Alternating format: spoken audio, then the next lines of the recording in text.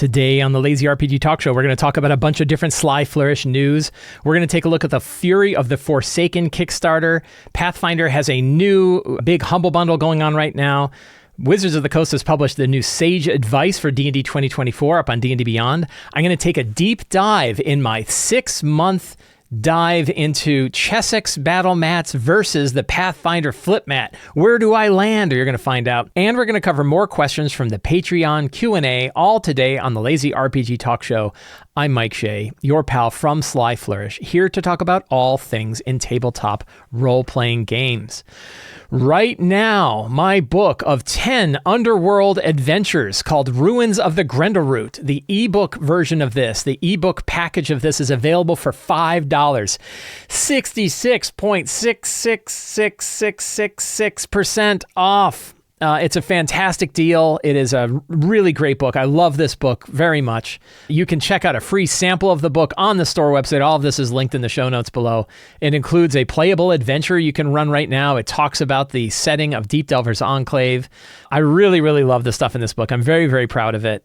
10 adventures set from 1st to 5th level for your 5e RPG, but easily reskinnable in many different systems. I was talking to some people that were talking about whether or not you could reskin this with Shadowdark. Absolutely. And because it uses most of the SRD stuff, it's very easy to drop in and drop out monsters for different sort of fantasy RPG systems. A lot of people are excited about Shadowdark. I love Shadowdark. So it's a really good deal. $5 is an absolute steal, says Lorebard. So take it from Lorebard. Really good deal. $5. If you have a GM in your life that you want to send it to, you can pick it up for $5 and send them the zip file that contains everything. New to this version is a markdown version. Ruins of the Grendleroot now includes a PDF, an EPUB, so you can read it easily on your phone, nicely formatted on your phone, and a markdown version, so you can drop it into Notion or you can drop it into Obsidian and mix and match the notes with your own notes if you use Markdown. So I'm very excited about that. If you already own Ruins of the Grendleroot and you want to know how to get your markdown version, email support@slyflourish.com and we will get you set up with a markdown version of Ruins of Grendleroot. If you picked it up on DriveThruRPG, you already have an update available to you so that you can get the markdown version of Ruins of the Grendleroot straight from DriveThruRPG. We sent an alert to everybody that we're able to send an alert to, we sent an alert to. But there are definitely people who pick this up some other way that we are not able to reach out to you and say, hey, here's how to get it. So if you are one of those folks, email support@slyflourish.com and we will get you set up with a markdown version of Ruins of the Grendleroot. The sale is ending. By the time this video is out, you have just hours left. So don't delay. Go and pick it up right now. Huge savings. Look at that. Huge savings. Ruins of the Grendleroot, $5 only until May 7th. So don't delay. It's a really great deal. Fantastic product. I really love it. This past week, I published the article, Gems of the Tales of the Valiant Game Master's Guide. We talked all about that on Sly Flourish. That went out on the Sly Flourish newsletter. And I did a readings and reflections on Patreon. Patrons, hero tier patrons get access to a weekly podcast where we talk about the article and I dive in deep and talk more about it. In this case, in readings and reflections, talked about comparing Tales of the Valiant Game Master's Guide with the other three most popular Game Master's Guides, Level Up Advanced 5e, 2014 Dungeon Master's Guide, and 2024 Dungeon Master's Guide. Comparing those GMGs is like a full-time job on its own, but we talked more about that. So that was so that article went out with the newsletter and on the website. I'll link to it in the show notes. The Readings and Reflections podcast is available to hero tier patrons on the Sly Flourish Patreon. Next week, the article is going to be Breaking the Boredom Spiral. So Breaking the Boredom Spiral is the next article. If you want to get this article, the best way is to subscribe to the Sly Flourish newsletter. Link is in the show notes, and you'll have it emailed to you on Tuesday. The article will be up on Sly Flourish on Monday. You can also subscribe to the Sly Flourish RSS feed and get it that way. And then on Thursday, I will be doing a Readings and Reflections where I will read the article so you can listen to it instead of reading it. And I will do a deep dive into some thoughts I have about that article and how it came about and some other tips. That's all available to hero tier subscribers on Patreon. I just finished this past week the first draft of the 15th scenario for the Key of Worlds. Key of Worlds is a campaign arc in the City of Arches book. It's one of the 3 campaign settings, campaign paths that we have in City of Arches. And because I can't stop writing and I still love the City of Arches so much, while we've been going through production, I've been writing these like 3 to 5 page scenarios for each of the pieces of that arc, basically each adventure of that path. I've been running them through with my own group, and so I've been taking my notes from those and cleaning those up and putting them in a nice PDF so that we have all 15, and I just finished the 15th of them. It wasn't actually the last one because I finished the last one earlier, so it was one of the other paths that I went on to. So, but the 15th is now a draft. I am putting those out, so it doesn't mean all 15 are out yet. It means that I've written them all, and then I go through and I do another run, and then we talk about them on Patreon, and I take suggestions, and then they go out again. So I think we're on like 10 now, 8 or 9, but I'm basically printing them out every 2 to 3 weeks. A new one of those Key of Worlds scenarios is coming out. So that's really fun. I'm also, this past week, I was out of town last weekend, and I started working on another project, and I had some time on my hands this past week and finished it up. I wrote my first draft of a new Shadowdark City of Arches adventure specifically designed for conventions. It's a short scenario. It's like a 3-page scenario. You can find previews of it are available on the Patreon Discord server, the Patreon channel on the Sly Flourish Discord server, available to patrons of Sly Flourish. Is the first preview, basically my first draft of it. And 3-page scenario that is specifically designed to be run at conventions. It's specifically designed to fit in a 4-hour session.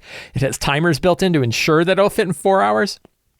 And it's designed to be used with the Shadowdark Quick Start Guide. So you can play this without owning anything from Shadowdark. You can go and get the Shadowdark Quick Start Guide for free and run it at a local convention. So it had boundaries and constraints because of basically how I wanted to use it. I want this to be my new con adventure that I go to. So I wrote that up. I'm pretty happy with where it is. I haven't tried it myself yet. Some folks on Discord said they were going to give it a shot. So we're going to take a look at that. But that'll probably be coming out in a little while. That's not coming out quite yet. City of Arches, as far as delivery of City of Arches is concerned, I'm probably going to send a new Kickstarter update next week or so. I kind of wanted to wait until European shipping started, and that hasn't quite started yet. So in the UK, our shipment of books going out to the rest of the world outside of North America has arrived in Europe, and they are at our fulfillment center. We just cleaned up all the addresses and cleaned up all the shipping issues and made sure that all the right shipping is getting used for all the right people. Michelle, my partner in this, has been working really hard on it. But they have not started shipping yet. And until they start shipping, I don't want to say they've started shipping. I don't want to say they're going to start shipping on Monday. We are hoping it's any day they're going to start shipping. But I think they have to confirm the addresses, and that's going to take a couple of days. So hopefully the end of next week, early the following week is when they will actually start shipping overseas to everybody else. But boy, shipping is really fun. No, it's not. But we're getting them out there. So we're really excited. Right now we're about 90% done, because all the digital stuff has been delivered, all of the North American stuff has been delivered. So now it's just European physical, and European physical accounts for about 10% of our total stuff. So we're about 90% done. But that 10%'s a doozy. I've got a new cool thing. My wife and I actually got this idea because I saw Justin Alexander doing this at a convention. He had cool bookmarks for his books. So you want to be a game master. And I was like, how come we don't have anything like that? And he's like, well, I have a publicist. And I'm like, yeah, we don't have a publicist. We are the publicist. We are everything.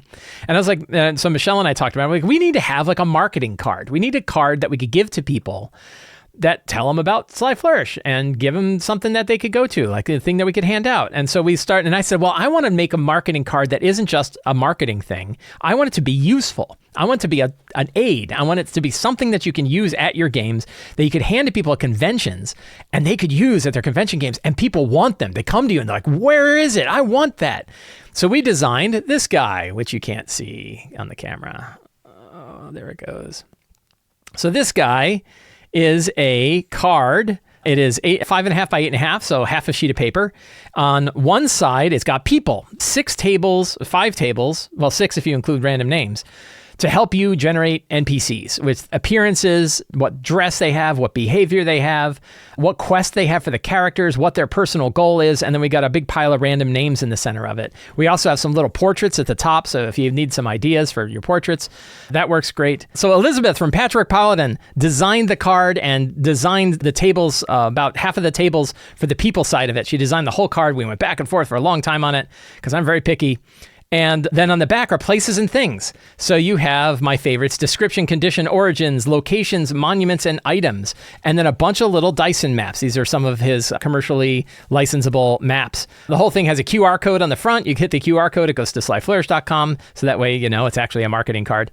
And our plan is we got a bunch of these. We ordered 250 of them. So 250 cards that I'm going to have in hand. We're going to bring piles of them. We go to conventions. We're going to Gamehole Con. We're going to Page. I don't know if we have any other, the Philadelphia Area Gaming Expo. I don't know that we have any other current conventions planned.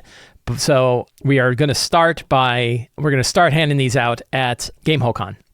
So I'm very excited for it. It's very cool.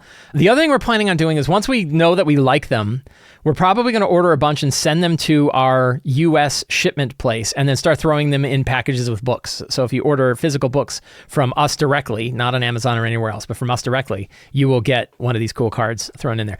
But for patrons of Sly Flourish, we're going to have the digital version available to you next week. It's going to be a single page PDF, but it's going to be like flipped, so it's upside down. You print it and you fold it in half and you have your own card. Or if you can print on cardstock, you can figure out how to print it front and back so you can get your own nice cardstock one. But we're going to make that available to patrons of Sly Flourish because it's very cool, like single page GM screen sort of thing.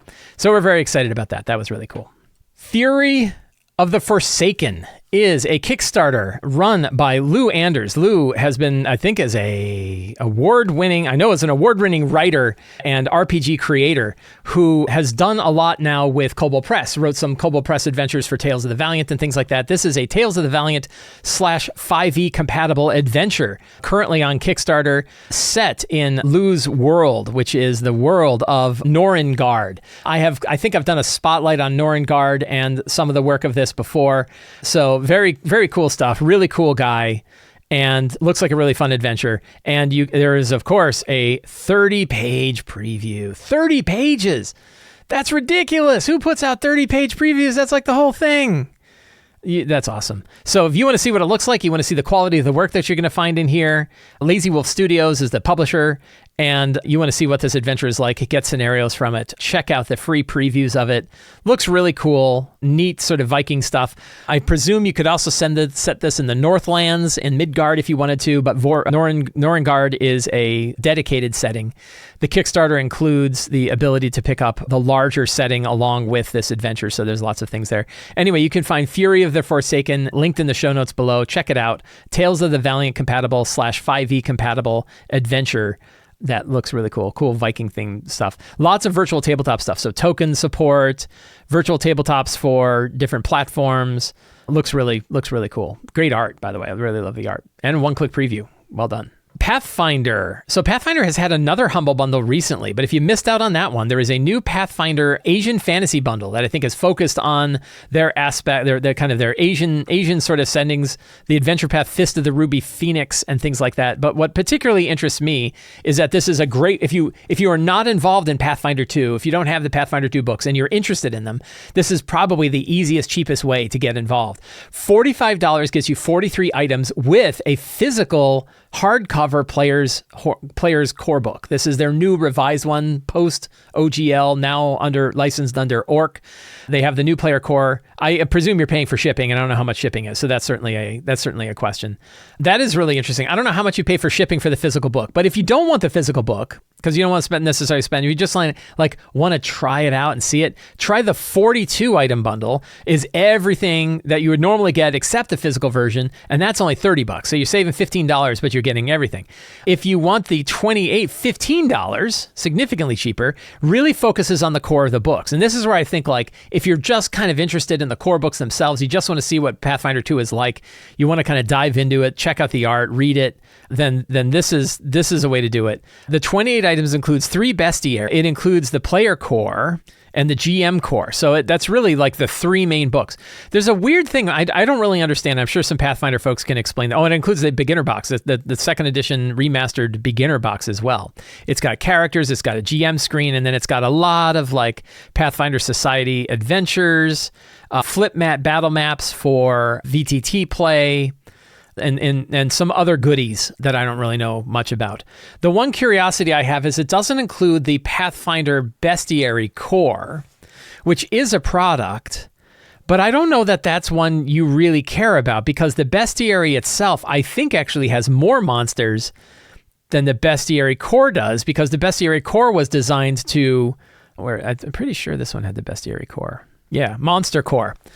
So this one has the Monster Core. But from my understanding, there are certain monsters that are not in the Monster Core because they went with the Orc license and they were being very careful about not having to worry about the OGL stuff after that, which means the Bestiary and the Monster Core have an overlap, but there are monsters, I think, that are missing from both. But if you just have the Bestiary, I think you're fine. If you just want to try it out, you can pick up a $5 bundle that includes the second edition beginner box restored and then some other stuff.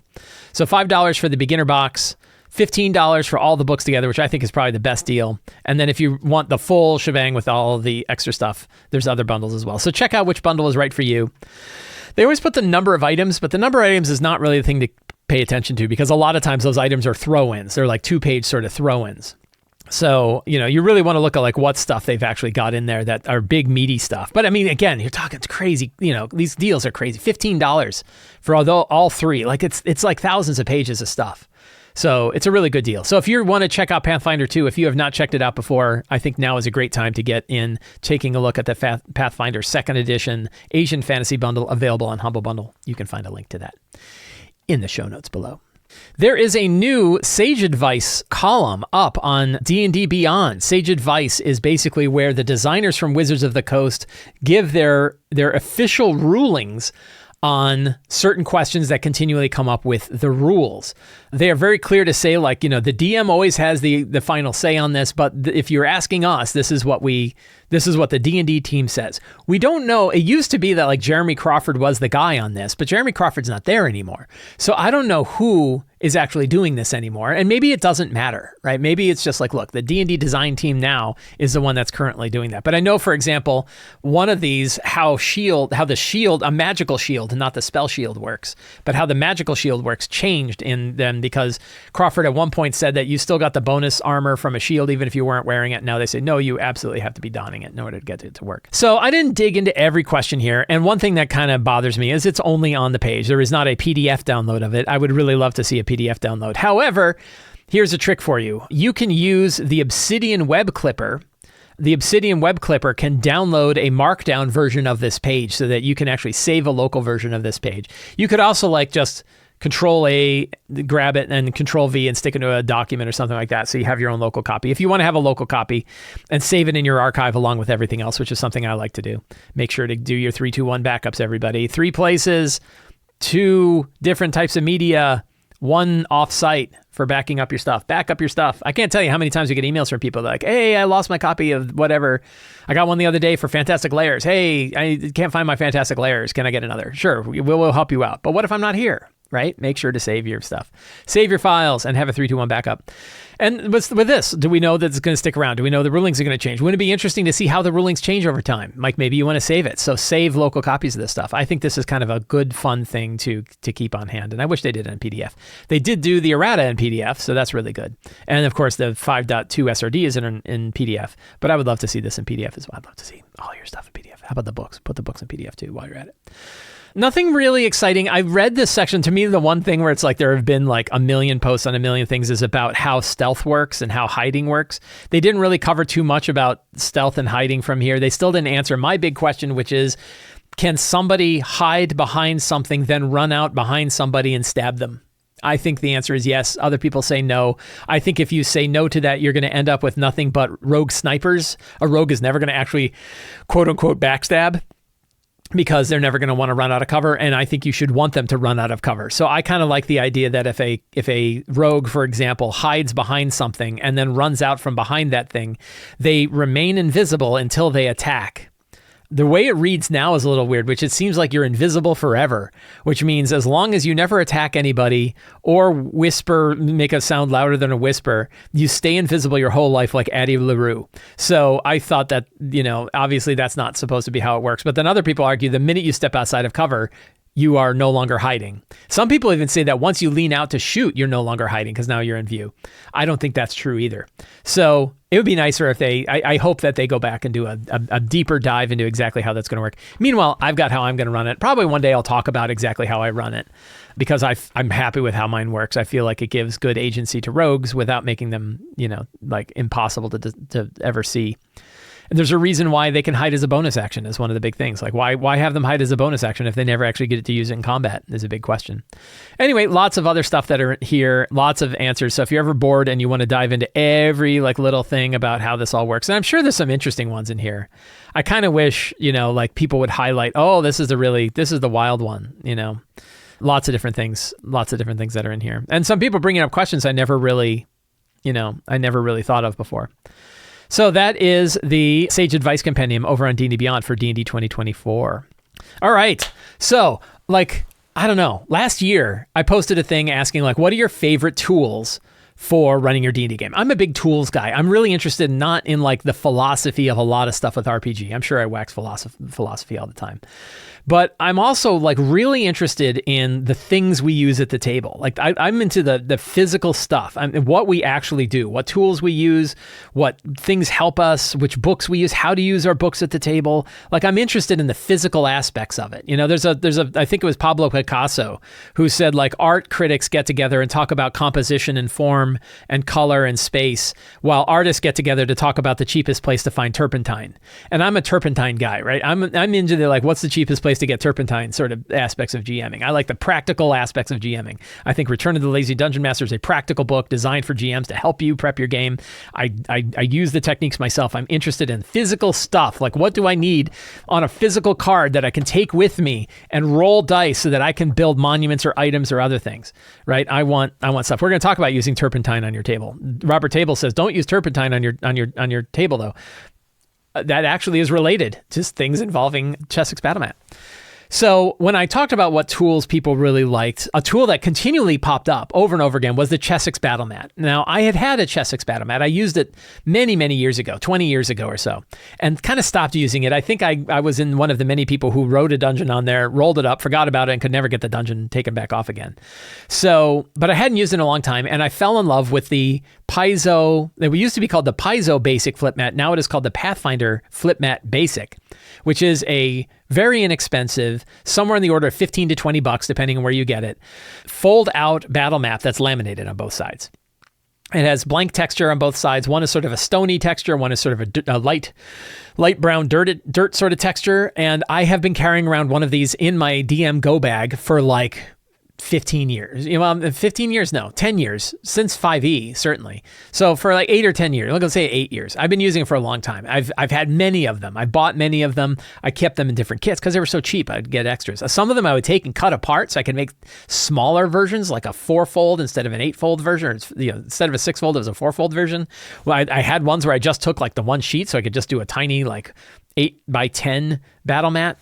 So I did a lot with it, and I loved it, and I've always been talking about it, but it did not come up as often as the Chessex Mat did. So I'm maybe I'm really missing out. And I talked to some friends about the Chessex Battle Mat, and I talked to other people who just talk about how much they love the Chessex Battle Mat. The Chessex Battle Mat is a absolute veteran staple of tabletop role-playing games for 30 years, or 20. I don't know how long the Chessex Battle Mat has been around, but it's been around a very long time. So a lot of people use it. So I said, you know what? I want to do some research. Maybe I will find that the Chessex Battle Mat is actually something I like better than the Pathfinder Basic Flip Mat. So let me do some actual honest-to-God research. And I bought 2 of them. I bought the normal-sized version and the Megamat. They have a Gigamat too, which is enormous apparently. It's a giant, it's like a ping pong table. I didn't get that one, but I did get the normal one, which is about 2 foot by 2 foot. And the larger one, which is 3 foot by 4 foot. And the larger one I've been using on my gaming table at home. The smaller one I've been taking on my Sunday games. I'm actually going there in a couple hours, or about a little bit more than an hour. And that one I've been carrying around with me. And I've been using them now for 6 months. And I now feel like I've got enough experience with both of these mats to give you an informed opinion and judgment and thoughts about the Chessex Battle Mat versus the Pathfinder Flip Mat. And the winner, the true winner of the Chessex Battle Mat versus the Pathfinder Flip Mat is the 315-9 black medium tip Staedtler wet erase marker. It turns out the one thing I can be absolutely sure of is that I love the 315-9 black medium tip Staedtler wet erase marker. I bought a set of these early on when I got the Chessex mat and realized that not only do I like using them on the Chessex mat, but I also like using them on my regular battle mat as well. And I took one of them and drew a little line around it so that I knew around the barrel of the pen. So I knew that that was the same one that I was using. And I am still using it 6 months later, twice a week, and it's still working just fine. It is a really good marker. It's way better than dry erase markers. Dry erase markers die so fast. The wet erase marker has lasted a long, long time. So I really like this marker. It turns out that was the one thing that I got where I'm like, yes, this is absolutely 100% better. So that was one of my main conclusions. Get the 315-9 black medium tip Staedtler wet erase markers. So they can be a little harder to find. Like they're hard to get on Amazon. Amazon has a thing like you can buy 10 and then you try to buy 10 and it turns out they send you one and then you try to return it and they'll take it, but then they send you one again. So that's a real pain. So I ordered them actually from another place online called Nordisco. You can get them for $1.89 a piece at Nordisco. You can buy them in boxes of 10. I bought 10 of them. So whatever that is, 18, about $20 for 10 of these. And that's going to last me a long time. All right. Those are going to last a long time, but they are great. Medium tip. The fine tipped ones are a little too fine for me. Like they're really good for detailed drawings, but the medium tip I really dig. So that turned out to be the big winner. I still argue that the flip mat, the Paizo, the Pathfinder flip mat is still the best deal, one of the best deals in tabletop role-playing games. It is cheap. It is ubiquitous. You can find it in lots of places. You can order it online. You can also buy it at local game shops. Extremely durable. Now, on the odd bit, it might tear, but I've only had one tear, and even with the tear, it was very easy to continue to use. Very durable. Super portable because it folds up to less than the length and width of a sheet of paper, so it's very easy to throw in your DM Go bag. It is very thin. When you fold it up, it is very thin and very easy to carry around, and extremely flexible. You can use it as a whiteboard on your table. It's very easy to worry about. Just it's fantastic, and I mentioned durability, that it's strong, but also you don't have to worry about staining. So you can put dry erase or wet erase marker on there and leave it for a long time. You probably don't want to use permanent marker like a Sharpie, although I've heard people have used a Sharpie and gotten it off, but I wouldn't do that. I'd get a wet erase or dry erase marker, like the 315-9 black medium tip Staedtler wet erase marker, but you can leave a map on there forever and then erase it with a wet cloth like a year later, which is something you can't do with the Chessex mat. So I still argue that the flip mat is the better deal of the two. However, having used the Chessex mat now for 6 months, and now that I own them, I prefer the Chessex mat, and for a couple of reasons, about three main reasons. One, it lays flat. Like once you unroll it, and I've got some little tricks about unrolling it, and this is the key. This is the key about unrolling, right? Or the key about Chessex mat is you begin to join the cult of the Chessex mat, because there's a bunch of rituals that you have to follow, a bunch of like strange arcane things and alchemical sort of things you have to do in order to keep your mat in great working order. But one of them, for example, is when you unroll it, because you have to roll it, you cannot fold it. If you fold it, you're going to ruin it. Hence the durability, one of the durability problems. So you have to roll them up, right? You roll them up to store them. A lot of people just store them in the same plastic thing that they came with, which is fine. You can get a poster tube. I use poster tubes. I actually got a professional black plastic poster tube that I use for the big one, which is a little big and clunky. It's not crazy. That's a drafting tube that I have. It's a little big for that. Again, portability is not as great because you have to keep it rolled up. You cannot fold it like you can a Pathfinder mat. Some people say you can, but I've heard that if you fold it and it creases at all, that crease is going to be there forever. You'll never get the crease out. So you really don't want to fold it. When you unroll it, the trick for unrolling it is you unroll it and then you roll it the other direction, the other way, and then kind of rub your hands all over it and then lay it back over again. And then it lays flat. And it will lay flat, way flatter than a Paizo flip mat will lay down. It also feels nice. The texture on it is a nice texture. It just feels nicer than a laminated poster map, right? It just feels nice. And when you're drawing on it with a wet erase marker, it draws much nicer than when you're drawing on direct laminate. That's what I find. I find that the texture of the mat lends itself. It feels like you're drawing something permanent.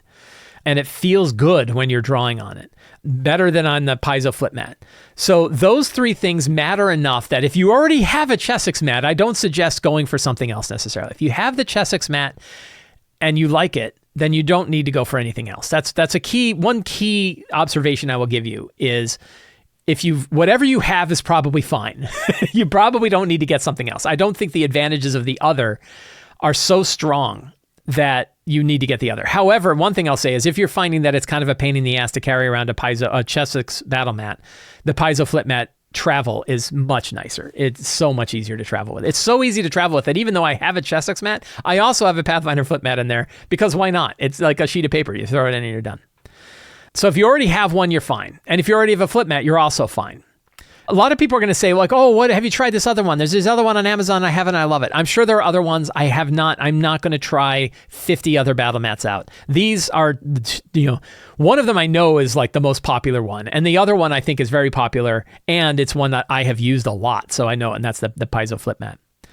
So I mentioned, I'm just kind of reiterating some of the points about like the Pathfinder basic flip mat. Super durable, right? Easy. You never have to worry about any of the stuff that you draw on it. You can wipe it off. It's $17 ordered from Paizo. You can get it at a lot of other online retailers as well. You can also pick it up at your local game shops. The local game shops have it.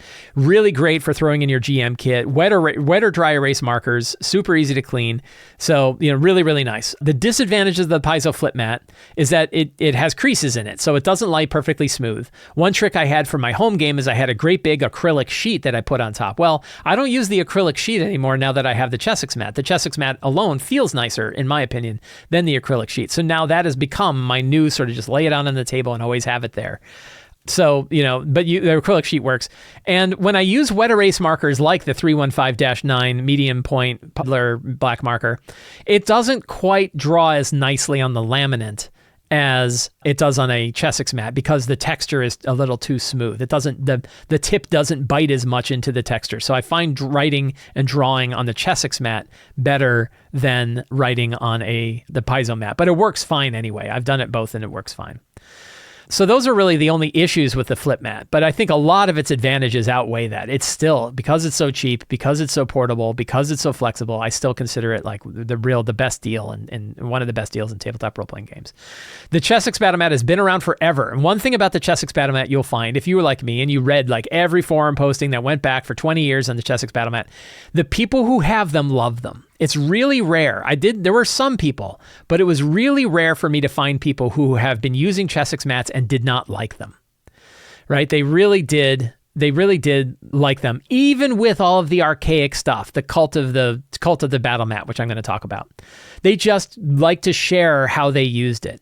It does feel really great. It does lay really nice and flat once you unroll it and roll it the other way and then roll it back out again. And of course, the wet erase markers. But it does require this special care. And some of the special care, for example, is if you use the wrong type of marker, you will mark it permanently. If you use a dry erase marker on it, you will mark it permanently. Here's a really funny story that I have. I was playing DCC, Dungeon Crawl Classics, at Gamehole Con. And they had their own little DCC area. And there was a great big Chessex Battle Mat on the table. And this grizzled dude who's the game master, who's clearly been GMing for a long time, sat down. He's ready to run some DCC. And he looks and he's like, oh God, look, the last people on this, didn't erase they didn't erase the mat. All right. And he takes his little spray bottle, because you have to carry around a spray bottle and a piece of, like a washcloth if you're going to clean him, because cleaning him is messier than cleaning the other stuff. And he sprays it and then he tries to wipe it and he goes, oh my God. And it was because it was permanently on there, because somebody had drawn on it with a dry erase marker and it was permanently on the mat. And he's like, oh. And then he flips the mat over and the other side had the same thing, where somebody had still drawn with permanent marker on the other side of the mat. He's like, oh my God, barbarians. And he sort of like lost it. And then of course there's somebody else who went out and goes, turns out if you draw over it with a wet erase marker, it'll erase. And he takes his wet erase marker and he draws over the dry erase section and then he wipes it and it wipes away. And he goes, see? And he goes, yeah, that was like 1 centimeter off of this giant mat that's going to take like 9 hours to clean. Right? Going that. So that the answer is like, but him like yelling and be like, it was, I remember it fondly, but it showed that like how bad that is, that like, it's so easy to do and people do it all the time and it goes there. And so dry erase markers will absolutely stain it. You can get them off, but it's a pain. And even wet erase markers, if you leave them on a Chessex mat for too long, will permanently stain it. It makes it really hard to clean if you wet erase marker. They will tell you, and even the Chessex side says, do not use red and green markers. They even sell red and green markers. But they're like, really be careful. Look, the picture has red and green in it. Red and green markers, but God help you if you use them. And if you leave them for more than like a few hours, it'll permanently stain them, and then you have to go through special care. And this is where the rituals of the cult of the Chessex Battle Mat come in. I did go to these forums where people talked about it, and everybody had like weird chemical mixtures that they created that were like the way to clean the flip mat if it got stained. Like, oh, here's like this 1 little ounce of this, and we were saying like, don't use turpentine on your map. I'm pretty sure turpentine was one of the things that they were using. And they said like, you have to use this mix of different kinds of cleaner, but God help you if you use too much of the cleaner, you'll actually wipe the grid off the mat. You'll actually erase the grid that's on the mat itself. So you have to be careful to use something that's just enough to get the ink off, but not so abrasive that it'll actually permanently like damage the mat and leave a big white patch where it should have had a grid line and the regular texture on it. So you can definitely like hose that up. And then I even have a friend, my friend and yours. I'm not going to say who it is, but it's somebody that I know, a good friend of mine, and it's somebody you probably know too, who literally showers with his Chessex Battle Mat. I guess after a con, he goes and he puts it in the shower. And the reason why is the humidity will like really get in there, and it'll really like, you know, totally soak the thing. And then all of the ink you can wipe it off and all of the ink will get off there, but it has to like sit in the hot shower with the steam with you in order to get it, you know, to get it to work off. And that was literally said to me, hey, you can shower with it and it gets the ink off, without irony. Right? There wasn't anybody. It's like, I was like, do you wear it on your head, like to keep your hair dry afterwards, or, you know, wrap it around your waist? I'd need the big one. I don't think the small one's going to work for me. So, you know, that there's a lot of ritual, right? And you know what there isn't a lot of ritual for? There isn't a lot of ritual for how to get the ink off of your dry erase flip mat, because it is super easy to clean that one. So that, you know, people do it, right? And right now in the chat, I'm seeing people that are saying like, oh, use the soft scrub bathroom cleaner, can get deep red and green stains off of Chessex Battle Mat. That's what ethanol, right? You know, like everyone's got their, like, I tell you, it's like alchemy, right? It's like this whole set of like, oh no, this works really well and it won't damage your mat, and it's all, oh my God. Right. And, you know, so far, I mean, I've only had him 6 months, and I will tell you, there are people who are like, yeah, I have one and I shower with it, or I use turpentine and my special alchemical mixtures to clean it. But I've had it for 20 years. I bought it for $30 and I've had it for 20 years and I still love it. So I will say that people that they don't mind, right? They don't mind the extra work that they have to go through. And they like it. And in some cases, they're like, yeah, mine has stains, and that's okay because it reminds me of all of the times that I've been gaming together. So there's that too. The Chessex mat does cost more. $28 for the 24 by 24, slightly smaller size. It's about 10 inches shorter than a Pathfinder flip mat. $28 for that one. $50 for the 34 by 48 Megamat. I have both of these. And the reality is, now that I have them, I like using them. I'm like those other people. I like using them, right? And if they stain, they stain. It's not a big deal. But I've been using it 6 months, and I do prefer them to the Pathfinder flip mat now because I already own them and I know how to work with them. But if I'm going on the road, if I'm flying on a plane, I'm not bringing a Chessex mat with me, right? When I go to Page, I'll be driving. So in that case, I'll throw one in the car because it's easy to throw it in the car. But for my trip if I'm flying in a plane, I don't want to bump people. I'm not going to walk down the aisle bumping people in the head one right after the other, like the guitar in Airplane where she's going dong, dong, dong, dong. I'm going to be like banging people with my Chessex mat. And I don't want to bang anybody in the head in the plane with my Chessex mat. So I will be bringing my beloved Paizo Pathfinder flip mat. And that is my conclusion to this. They are both great. If you already own one, you're probably fine. I would say only if you find a deficiency with the one you have should you investigate the other. The only case that I can make for somebody buying a Pathfinder flip mat after they already own a Chessex mat is you want something that's more portable. That's really the only issue, is portability.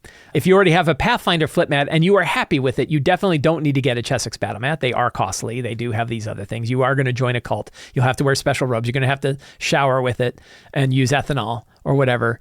But it does feel nicer. Let's do some Patreon Q&As. Over on Patreon, every quarter now, we post a new Patreon Q&A thread. People are able to ask any question they want, and every Friday, I answer every question. They get to post one question a month. Some of those questions I bring here to the show so that we can dive in a little deeper. Marius H. says, how do you calculate the difficulty of an encounter with multiple waves? Specifically, is each wave measured against the lazy encounter benchmark or encounter as a whole, or are the waves combined? I find that the PCs after 5th level can handle multiple near deadly waves, but it drags out combat immensely. On the other hand, making the whole encounter instead of each wave near deadly makes the combat run smoothly pacing-wise, but each wave feels like a throwaway, easy combat. How do you deal with the encounter difficulty in a multi-wave combat? Really good question. So the lazy encounter benchmark, just as a reiteration, the lazy encounter benchmark, which you can find in Tales of the Valiant's Game Master's Guide and Monster Vault. You can find it in the Lazy DM's Companion and Forge of Foes. You can calculate the lazy encounter benchmark, which identifies whether or not an encounter is potentially deadly, when you take the sum total of all monster challenge ratings in the battle and measure that against the sum total of character levels divided by 2 if they're 5th level above, or divided by 4 if they are 1st to 4th level. So as an example, if you have 5 3rd level characters, those characters are, the total character levels together are 15. You divide that by 4, you get roughly 4, 3 to 4. If you're rounding down, it's 3, which means if you have a veteran and 3 spies who are CR1s and a CR3, that's above that threshold. If instead you're using scouts, you're probably okay. You're probably within the deadly threshold. That's how you measure the threshold. It's a little bit of head math you can do. There's a link to the lazy encounter benchmark for figuring it out. That makes it a little easier than hearing it. But basically what you do is you sum up all the monster challenge ratings. You divide them by 2 if the characters are 5th to 20th level. You divide them by 4 if the characters are 1st to 4th level, and compare that to the sum total of character levels. And that gives you a general gauge of when a battle is getting into the pretty difficult territory. The question here is waves. What if you're running multiple waves of battles? How do you measure that with the encounter benchmark? And the answer is it really depends on the waves and how you run them. So, and mostly depends upon how close the waves are to one another. If there's a significant rest between a wave, and I don't mean like a short rest, just a wave before the next group comes in, that's going to be easier for the characters to handle than if you're running like on round 2, another group is coming in. On round 3, another group is coming in, right? And they may not have dealt with the first wave by the time the second and third waves are coming in. So the most important thing to remember with the lazy encounter benchmark, the number one most important thing to remember with the lazy encounter benchmark, is that it is a loose gauge, not a hard limit. Your battles are going to, your characters and their capabilities and your players and their experience and the synergies of the characters and the situation and how many rests they've had recently and so many other factors matter that it's really just a benchmark. That's why it's called a benchmark. It's not a rule. It's not a budget. It's a benchmark. It's to give you a rough idea. And the same is true here, that you can use it as a rough idea, but how you organize those waves, how you decide to bring them in, how much room you give them inside the battle, that's going to have a big effect on the encounter benchmark. So there isn't a good benchmark for waves, really. You can do the lazy encounter benchmark and keep that in mind and recognize that any particular wave may be deadly if you're crossing that threshold. And if you pack all the waves together too tightly, then they may be deadly if the total of them are above that threshold. But if you space them out, things are going to change. So think about how much space you're giving, and then think about how much space you're giving them when you're running it. Like if you're running it, do you have a dial that you can use to say, I'm not really going to drop wave 2 in until they've had a significant amount of time dealing with wave 1. And I'm not going to drive wave 3 in until they've had a significant amount of time dealing with wave 2. Probably in your tier, so you don't really need to use waves in tier 1, 1st to 4th level, because the characters are going to have a hard time dealing with waves anyway. 1st to 4th level characters are significantly weaker than 5th level and above. 5th level and above, they almost double in power. Like fighters get multiple attacks, fireball suddenly becomes a thing, spellcasters get access to much more powerful spells. So 5th level is a big jump in power. And 5th level is about the first time you might handle waves. And even then you might only handle 2. And 3 waves where you have sort of like, piles and piles of minions, and then a couple of big brutes, and then the big boss, or something like that. Or sometimes you might have what they call a wolf pack, which is like one monster per character up front, then a bunch of minions, and then a boss. That's a very common one. You probably don't start doing that till the characters are like 7th level and above, when they have access to even more spells and capabilities. And then it works really well at higher levels because it does put a lot of pressure on characters. But as you say, it can take a long time. But the answer is that there is no clear, just single guidance. The thing to be paying attention to when you're running waves is how much time exists between waves, and does that give the characters some capability to sort of get on their feet, get back on the toes instead of on the balls of their feet when they're fighting, and they don't have to face more. If you're going to tighten those waves up, then keeping track of the encounter benchmark for the total of the waves is more important than if you're spacing them out. Otherwise, if you're spacing them out, going twice the encounter benchmark is not uncommon. I've gone 3 times the encounter benchmark, especially when you have a big fight. But you say, like, if you find that it drags out a lot. Well, yeah, but the question is, if it's a drag, maybe don't do them at all, right? That, like, the combat should be fun, right? So even if I've run 3-hour battles, and that doesn't mean it's a drag, right? It's like, if the dynamicism of the battle is changing, if the situation is changing, and the players could be totally into it for 3 hours. You could have a big battle and have them really into it. So, so think about that. That's another thing about pacing the battle itself to make it exciting. So even if it is long, it's still exciting. So I hope that helps. Sam P says, do you have any suggestions for how to use Forge of Foes to level up key recurring villains throughout the campaign, a la heroic monsters from Monsters Menagerie 2?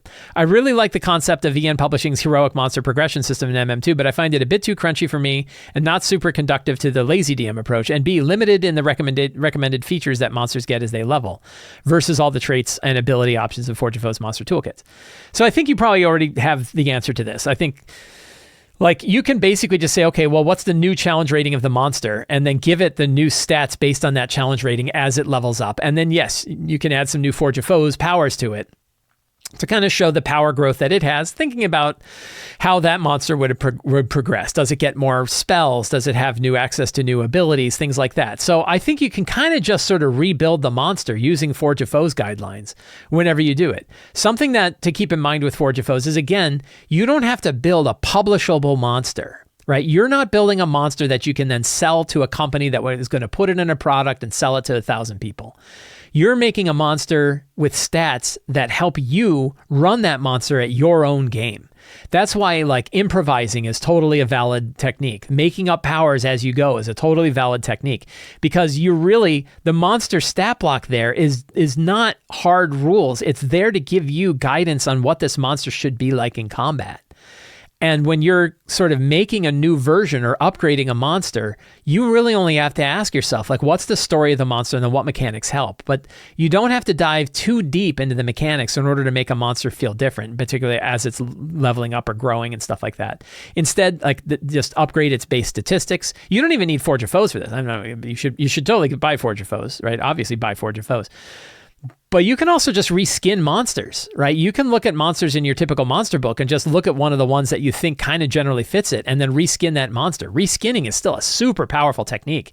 It is like one of the most valuable GM techniques for getting the most out of a book, is just taking one of your monster books and reskinning monsters based on the flavor of your game. So you can upgrade a monster just by reskinning a higher CR monster to give you what you want. But the main recommendation I would make is don't get caught up trying to build a publishable monster. Just in the same way you do not need to build a publishable adventure. You're only writing your notes so that you can run your game. No one else needs to ever look at them. So as long as you're putting in there what you want, you don't need to put anything else. The same way with a monster. You only need to build a monster out as much as you need it for your own game. Chris H says, do you have any advice for running or managing games where time in the real world is the same as time in our fantasy RPG world? There are some RPGs like Five Torches Deep and Deathbringer where an hour in-game world is tied to 1 hour in the real world. I'm considering using this approach for my Alien RPG convention scenario. The players have a limited amount of time to investigate something, and instead of keeping track of time, I'm thinking that the next time I run the scenario, just saying you have 3 hours and enough O2 to complete your mission, and start the timer. Yes. So I mentioned earlier that I am working on a new Shadowdark City of Arches scenario that I want to run at conventions. And I thought a lot about this because I think there is a technique that works really well for limited time games that I've used for things like my Ravenloft game. So in my Ravenloft game, I say you have 3.5 hours or whatever, 3 hours and 15 minutes to get through as much of Castle Ravenloft as you can and try to get the items to help you defeat Strahd, because Strahd is going to show up at the 3 hour and 15 minute mark. I took the same technique and I used it for the Scarlet Minotaur adventure that's inside of the Quick Start rules for Shadowdark when I ran it recently. And it was essentially, you have 3.5 hours. I think I gave him a little bit of extra time. You have 3.5 hours to get through the Citadel, the Lost Citadel, and recover the 3 magic items that are there before the Minotaur awakens and comes after you or finds you, right? And I told them very explicitly. And then it was like, that's how much time they had. And we knew that the session was going to work. In my latest one, it's similar. It's set in the City of Arches. It's set in the deep crypts in the Cliffs of the Dead in a place called the Crypts of Corrigulon. Corrigulon is this evil god of cannibalism and murder. And there's a crypt that's about to be devoured by the mountain. One of the interesting things about the City of Arches is that the mountainside is literally pulling in the crypts deeper in, and eventually they are destroyed. It is as though the mountain is absorbing them. And your patrons have said, you got to go in there and get a bunch of relics. Get as many of the relics as you can. I think there's like 6 of them. Get as many of the relics as you can and get out before the mountain devours the thing. And then we set a timer and off they go. And then when the timer goes out, their light goes out and it becomes really hard for them to relight, and they have to get the hell out before they are destroyed by the mountain or killed by the monsters that remain. One consideration for it is that you want to have a variable for success. That you don't want to have it be you have to recover or not. There's like, imagine if it's like you have to find the one item and get out or not. Well, the key with like the Strahd one and the key with the Scarlet Minotaur one and the key with my Corrigulon one is that you can have variables for success. Maybe you get all 3. I've never had anybody get all 3 items in my Ravenloft game. 4 hours is not enough time. So they have to filter and decide which one of the 3 are we going to go for first, because it's going to be really hard for us to get all 3. Likewise, in the couple of times now that I've run Scarlet Minotaur, they've never been able to get all 3 items. They're usually able to get 1, maybe 2. And I expect that'll be similar for my relic quest. The relics are going to be easier to get, but they might only get 3 or 4 of them, not all 6. If they get all 6, great, but it's not likely. So that way, if you have a timer, for example, if it's like, hey, you need to do an investigation in your alien RPG, the question is, what are the things that they can discover? You have to discover the 5 clues, right? And if you get 3 of the clues, you still got it. Now we even have a little bit of a score, right? And the score is like, well, you recovered 3 of the 5 clues. So imagine it's like, hey, we have 5 scientists that got lost on this station. The station has gone dark. We're sending in the Marines. By the way, the station, I think this is Romulus. I think I'm creating the plot for Alien Romulus. Spoilers. So the whole thing is going to fall out of orbit and be destroyed. It's going to hit the atmosphere and be destroyed in 3 hours if you don't get on there and recover as many of the scientists or their data as you can.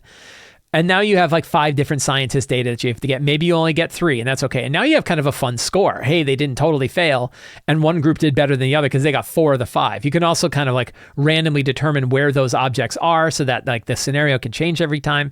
And it's all kind of based on that Ravenloft scenario, but you can really change the scenario a lot. It's a really good model, and I think it's a fantastic model for convention play, which is that real life timer going off and recovering as many of a thing, rescuing as many people as a thing, trying to learn as much as you can before the timer runs out, and then a big bad or you're all dead or whatever.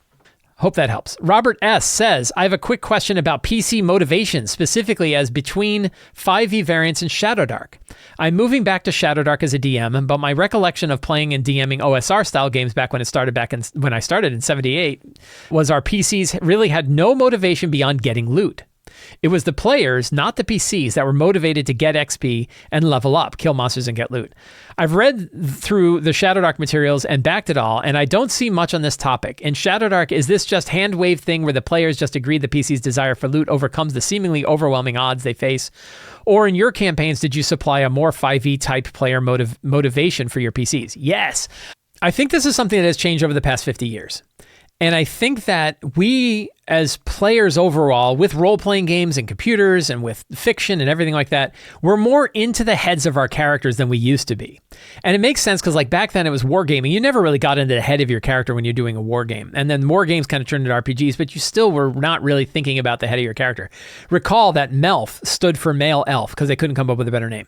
So MELF, which is now a trademarked term for Dungeons and Dragons, came because they just like, I can't come up with a name, so I'm going to call it male elf. MELF. So, back then we weren't in the heads of people, but I think in the OSR style, there is this drive to kind of get back there. But I know I have a big problem with the issue of you're really better being a farmer. Like, it's way safer being a farmer. Or you might go into a dungeon and get one piece of loot and you're like, this is going to cover me for 3 years. I'm retiring. And that isn't a fantastic motivation to keep going. So I do feel like in my games, even in my Shadowdark games, I still want to have a larger motivation, a more altruistic motivation that isn't just money. Now, it could be based on money. Hey, we need to recover this much money. You could do it like, Goonies, where we need enough money to make sure our town doesn't get eaten up by the giant conglomerate, right? And you have to get a lot of it. And so every coin counts, but you have to get a lot of it. The question is, though, like, what do you do with that motivation as the characters are dying off quicker, which they do in Shadowdark? Like, we lost 14 or 16 characters across a campaign. And the trick there is to make sure that the motivation is there for all of the characters of the player. And the way to do that is factions.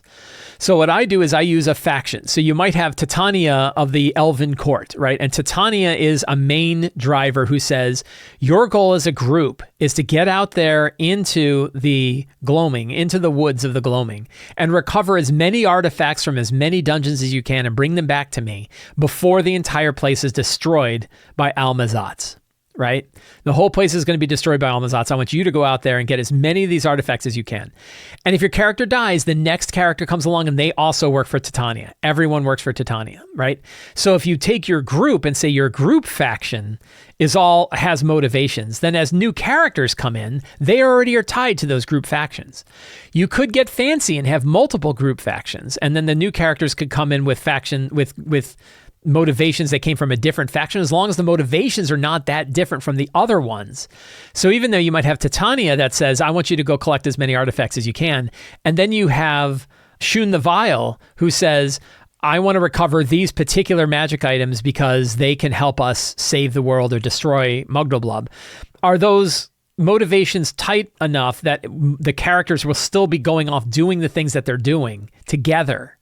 Which is really the main motivation you want. Is like everything that you do, all the background story, all faction stuff, all the character connections, everything should be aiming towards getting a group of adventurers together to go delve into dungeons, putting their lives at risk, and deal with those adventures and fight monsters, right? And if there's anything in the way of that, it's going to get in the way of the game, right? Because the game, I mean, I'm simplifying a bit. Obviously, our games can go in lots of directions with lots of different intrigue and stuff like that.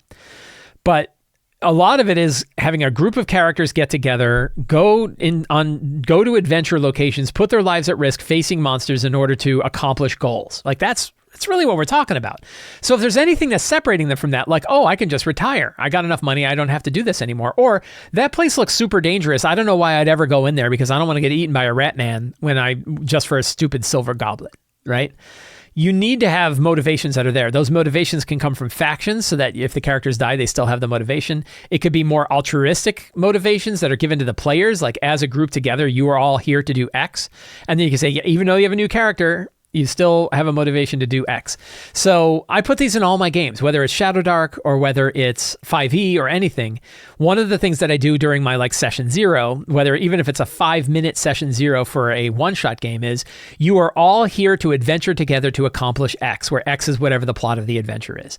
If it's a campaign, I could say your whole group has gotten together to help thwart the Dragon Empire from its iron grip that it has on the people of the Dragon Coil Mountains or whatever, right? Have that solid motivation. You're all here working together to stop Tiamat from rising, right? Or to protect the people of the Sword Coast or to do whatever. What's the motivation that brings the characters together? And every new character has to have that same motivation. When they come in there, it's a bond, and it's a hard line bond that you give to characters so that they don't say, well, I don't know why I'd ever hang out with these people, and I don't want to go into that dangerous place, and I hate monsters, and I'd rather just be in my cabin drinking tea. Good. Your character's off in the cabin drinking tea. Roll up another character that wants to go on adventures. Well, the way to avoid that is to start, before they've even started building a character, you're like, here's this motivation for your character that you start with. Build your character around that motivation. I think that's a really strong way to do it. Melanie says, I'm having some problems with combat difficulty in D&D 5. I'm playing Lost Mines of Phandelver with my players, and some of the monsters just hit really hard. I did dial down the damage of the bugbears a bit at the start, but now with the characters about to reach 4th level, I feel like I shouldn't have to do that anymore. It's not like the characters are dying, but often after only 1 or 2 encounters, my players feel the need for a short rest or long rest because 1 or 2 of the characters just lost so many hit points they don't feel like they can risk another fight. It often feels like encounters are either super hard or super easy, and the deciding factor is more the dice rolls than the encounter difficulty level. Yes, Melanie, you're hitting on a lot of things. You're hitting on a lot of different topics here, all of which are really good and solid and important and good to understand. And I'm going to start with the last one, which is the deciding factor is more the dice rolls in the encounter. This is true. And this is one of the reasons why, like the lazy encounter benchmark, the number one rule of the lazy encounter benchmark is you cannot trust it to be a perfect representation of how battles are going to go. It is a loose gauge. The reason why it's a loose gauge is the 20-sided die. I have one right here. Look at this, a prop. The 20-sided die is a super variable die. Unlike, say, rolling 2d6, where your roll of 6, 7, and 8 are going to happen pretty often, and your roll of 2 and 12 are going to happen a lot less often. Every side of this die has an equal chance of coming up. You are as likely to roll a 4 as a 17, as a 6, as a 20, as a 1, as a 9. Every number on this die has an equal chance of coming up, which means it is a super swingy die, right? The D20 is a super swingy die. The more your game system doesn't account for that swinginess by having less bonuses and stuff like that, the swingier the game is going to be. This is why Shadowdark is even more swingy than 5e is. And 5e is definitely more swingy than like 4th edition or Pathfinder or even 3rd edition was, because 3rd, 4th, and Pathfinder all have much higher bonuses that grow faster to kind of offset the fact that you're rolling a d20. Even still, it's still very swingy. And it's still really swingy for this. Not worrying about it being swingy is part of the answer. Like letting it be swingy is part of the answer.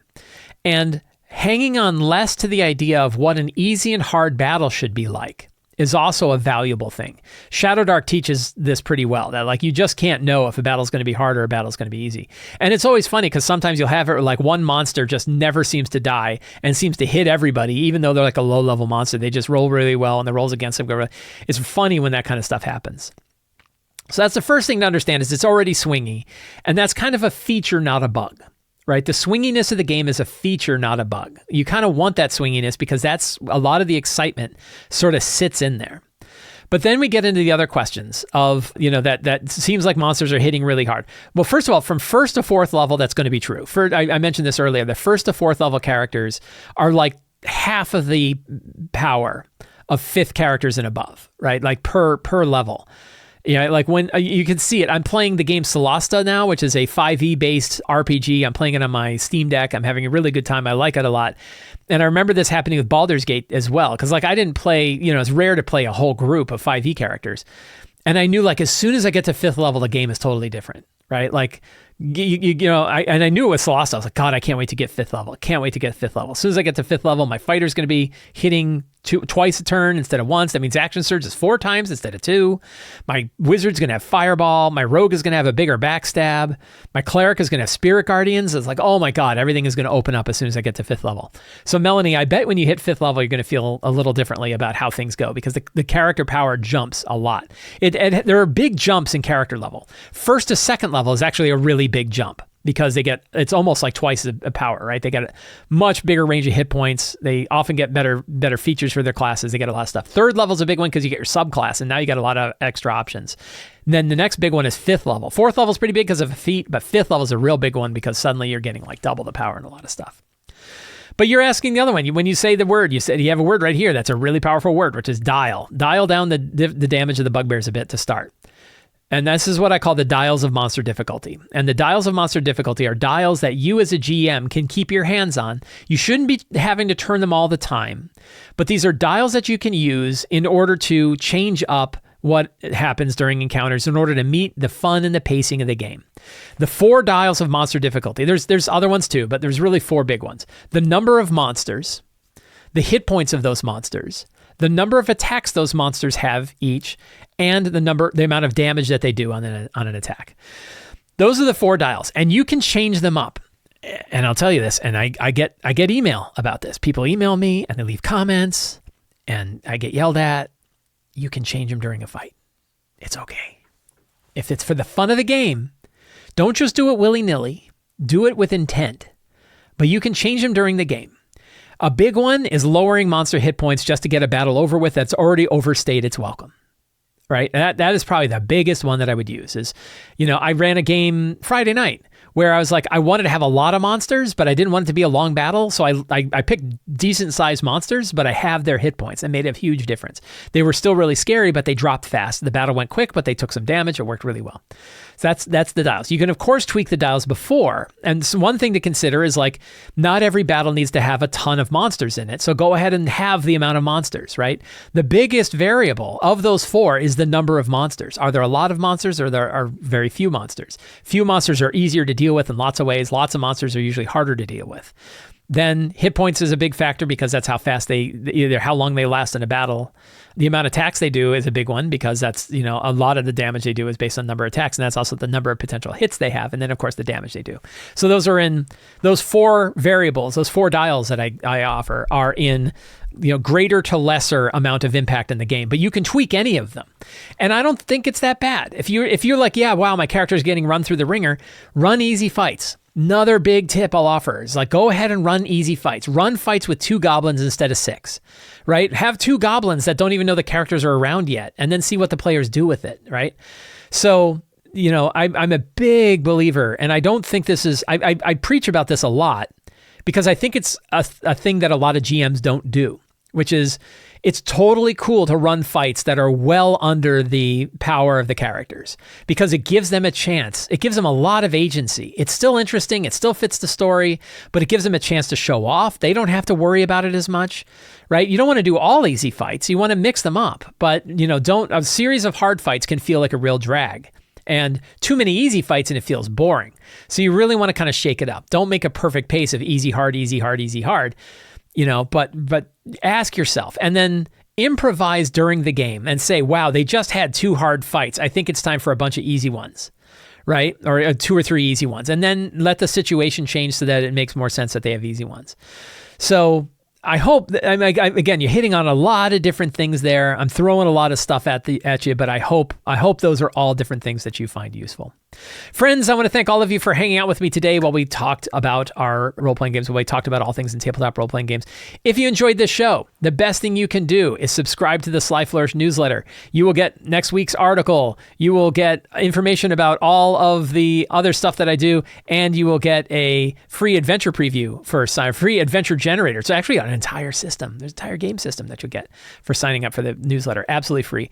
You can also subscribe to Patreon. Patrons get access to things like the Patreon Q&A, whole bunch of different tips, tricks, and tools, access to all kinds of great stuff, whole different podcasts, lots of stuff. And you can pick up any of my books, including City of Arches, Return to the Lazy Dungeon Master, Forge of Foes, Lazy DM's Companion, and more at the Sly Flourish Bookstore. Don't forget about the Ruins of the Grendleroot sale.